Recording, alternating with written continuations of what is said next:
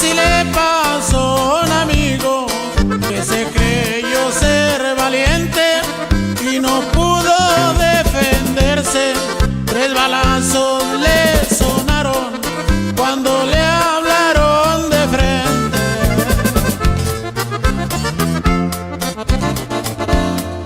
Quiso ser amo del pueblo, haciendo lo que quería. Como andaba bien armado, todos miedo le tenían, pero ya se le llegó, ya terminaron sus días. El gato ya muerto está, ya se le llegó su día, que por andar de hablador encontró lo que quería. Y no se agüite mi mocho, que puro guerrero, compa.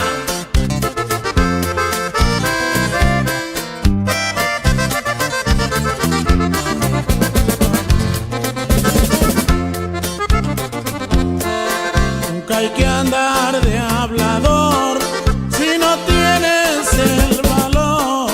Perro que ladra no muerde, eso al gato le pasó. Se sintió el amo del pueblo y miren lo que pasó. El gato ya muerto está, ya se le llegó su día.